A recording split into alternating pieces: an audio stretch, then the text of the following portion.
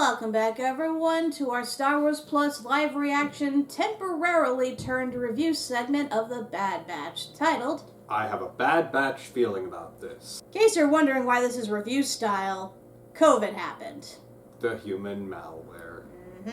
Yeah, unfortunately, both Doug and I were struck down with the plague, so we unfortunately had to go on hiatus for a bit, which sucks because we're in the middle of this show, had just started Mandalorian, as well as Moon Girl and Devil Dinosaur. So we're pretty much playing catch-up at this point.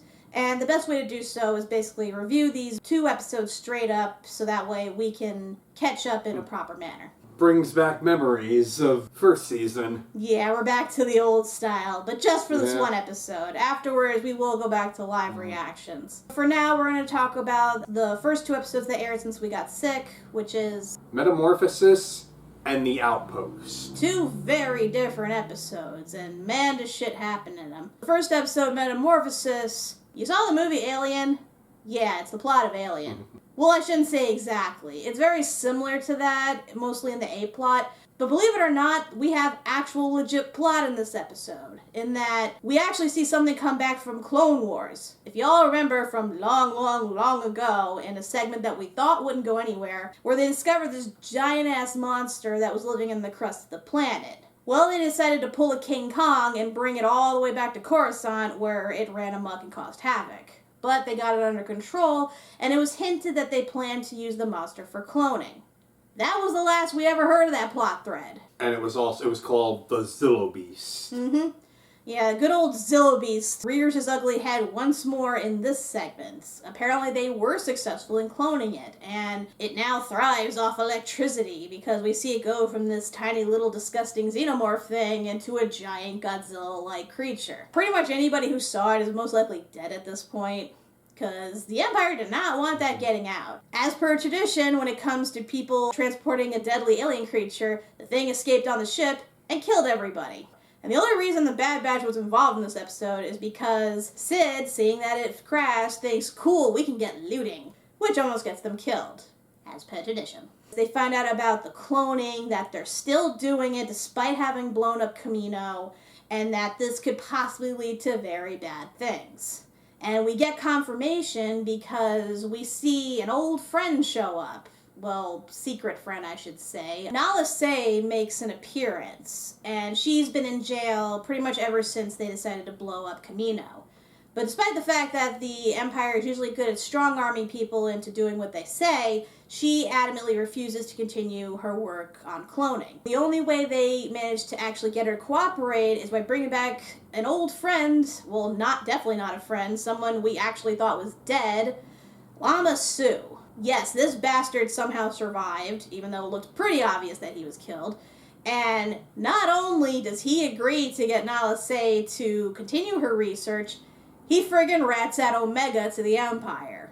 Which means that whole thing that happened in the first season with them trying to capture her for cloning research, we're back to that again. So once more, the Batch has yet another target on their back for a variety of reasons, with Omega being the number 1. This one, I thought, started off was generic, but then got more interesting as it went on, because again, we're going back to a plot thread we thought we'd never see a conclusion to from Clone Wars. Yeah. I mean, the like you said, the Batch plot's kind of on the weaker side, although they're doing a job for Sid, and they're kind of done with it. Yeah, we're starting to see some dissidence in terms of their correlation to working with Sid, because after the whole debacle on that planet where she basically left them to die, they don't really have much faith in working for her anymore, because, you know, they go on all these high-risk missions where they almost die trying to get loot for her and stuff, and she's, like, not the least bit grateful about it. In fact, half the time she's trying to actively screw them out of a good portion of their cut.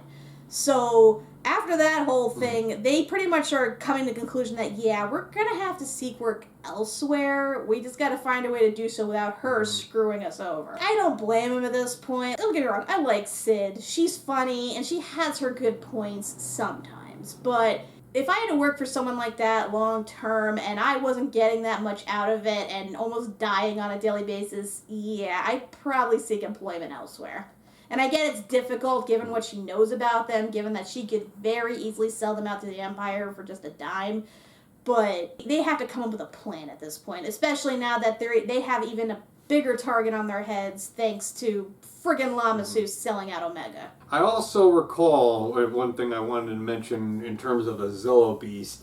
I remember that one episode where they show Palpatine. His mask kind of comes off for a bit there in terms of his public appearance, because I know he just completely loses his cool in trying to keep this Zillo Beast. I vaguely remember that. Like, it's been a long-ass time since I saw that episode. I do know it came close to killing him at one point. I'm like, you could have just let him fall. Nobody would have had to know.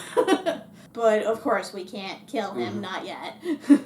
I can see why. I mean, this thing is it basically indicated that it's the big key to cloning, which we know was Palpatine's ultimate plan, so he can basically live forever. So I can understand why he'd be really determined to get this thing. It's just, it's weird that it took until Bad Batch for them to follow up on that. Like, pretty much it was just implied, but we didn't see anything come of it. Well, we did now, and I guess we can assume they were successful.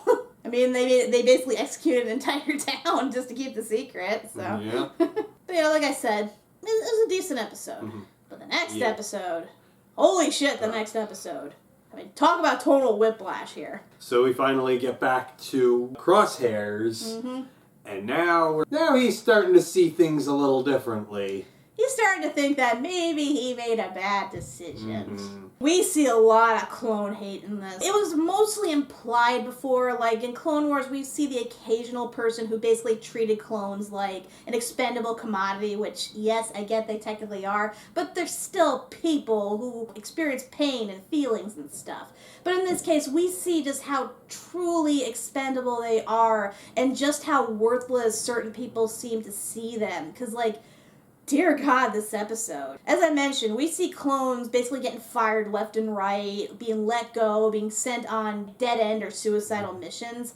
In this particular case, we see that Crosshairs gets hired by a lieutenant to go to this one Arctic planet in order to retrieve some cargo. They had a team of clones there. The problem is they've been dying off slowly one by one, A, because of the harsh terrain, and B, because of all the thieves and raiders that keep trying to steal the shit. And the vulture things. Oh yeah, those things too. Basically, there's like death at every corner on this planet, and even though they've pleaded with the Empire to send supplies and help and stuff, nobody's paying attention because nobody cares. Crosshairs meets up with the head clone called Mayday. He explains the situation, shows that he's been the loyal clone, he's been doing his duty, he's trying to get help for him and his men, and nobody cares. Nobody pays attention. And it gets to the point where when they realize that certain cargo is missing and has been stolen by raiders, the lieutenant makes them go out in a friggin' snowstorm to hunt it down because the cargo is just that precious. You know it's either A, gonna be something stupid, or B, something ironic, and it ends up being both. Crosshair and Mayday, who being the only two survivors left out of all the clones that were there, head off into the storm, they track down the thieves, take them out, finally see what's in these crates that is so important. Turns out it's stormtrooper armor for the people that are meant to replace the clones. They're literally guarding the thing that is meant to replace them. Yeah, again, irony here. It's like, oh, we couldn't get any equipment in this thing that keeps killing us off because you were too busy getting shiny new equipment for the conscripted soldiers. And unfortunately, amidst a really bad avalanche, Mayday gets fatally wounded. Crosshairs does his best to bring him back, but it's no good because the lieutenant, all he cares about is the missing cargo. They lost in the avalanche. They're failures. He doesn't give a shit if they die. Once Crosshairs realizes they do not value clones whatsoever, they don't care if they die, they will always value other, newer, better equipment over them, he shoots the guy right between the eyes. Not only that, you see probably the most passion and emotion that Crosshairs has ever shown, pleading that this clone get medical attention before he dies. And the guy is just having none of it. It's like, you fail. You go off and die. and Crosshairs has to watch the guy die right in front of him when he could have been saved. Yep. And that just, he finally snaps. Mm-hmm. We know that Crosshairs can be cold and calculated. We've seen him kill people in cold blood simply because they weren't following orders. But in this case, he's finally realized just how expendable he and his brothers are. And he has finally had enough. He finally realizes his mistake, realizes he should have left with Cody when he had the chance. And he pretty much puts an end to it right there. But he formed an attachment with someone outside of Clone Force 99, for crying out loud. Yep. But unfortunately, he did that just as he was passing out. It means he didn't have the energy to run away, which now means that he's a clone that killed an Imperial officer. That don't look good. And the last we see of him is that he's in this medical facility, and they tell him to cooperate or he will die. Doesn't take much of the imagination to figure out what exactly they plan to do with him. And yeah, it kind of ends on that somber note. It's pretty much almost exactly like the first episode we saw this season with him with Commander Cody, but it's taken more to the extreme because he has to face the prejudice against clones head on. He has to watch his brothers die before him to get the point that, yeah, he's working for the bad guys. So as to what happens from here, I have a feeling he's going to be a brainwashed zombie. Like, they're going to lobotomize him. They're going to turn up his compliance chip. He's basically going to be a full-on assassin, and the Batch is probably going to have no choice but to kill him. I'd like to think that he breaks free. I like to think that there's hope for saving him, but I don't see the odds being good with that. I would say they probably do wind up killing him, but not before he has some sort of break in the brainwashing to let them know what's going on. I feel like this is going to be the whole Dinobot situation in Beast Wars. And that, you know, they brainwash him to fighting for the bad guys, and it takes something, like, real severe to break him out of it. Like, last minute before he, like, self-sacrifices himself. And he was a clone, too. I told you, that a lot of the stuff in these episodes have been lifted from other things. But yeah, that's probably been the somberest, darkest episode by far. Like I said, it's good in the fact that now we know that Crosshairs is no longer working for the Empire, but that just gives all the more reason for them to utilize him as the ultimate weapon. And that just creates another obstacle for the Bad Batch to encounter once they cross paths with him. In terms of, like, the grand overall story, again, we don't fully know what direction they're going in quite yet. We've seen the dissidents in both storylines of all the characters. Again, we have hints as to where this is inevitably leading, but nothing's quite solid yet. Like, all we know going forward at this point is that Omega, once again, has a target on her. We know the Batch are most likely going to get found out. They're probably going to be more motivated to leave Sid and join up with Rex and the Rebellion. And that Crosshairs most likely is going to turn into a zombified assassin that's inevitably going to have to be killed by the Batch. That's pretty much the best guesses we have at this point. The next episode, we said we're going back to live reaction style, and the next episode is going to be Pabu. I feel like that's the name of a character from something, but I can't think of it. Legend of Korra? Okay, yeah. That's where I think I've heard it. I keep wanting to say Wabu. Wabu. The Empire is so stupid. Only certain people are going to get that. I know. But yeah, like I said, 2 rather interesting episodes. We still got a couple more to go. I know by the end of the month they're going to be just about done with this show, and I guess we'll see where they go from there. So until next time, I'm Kat McBarry. I'm Doug McBarry. Don't piss off Crosshairs, people. I told you, right between the eyes.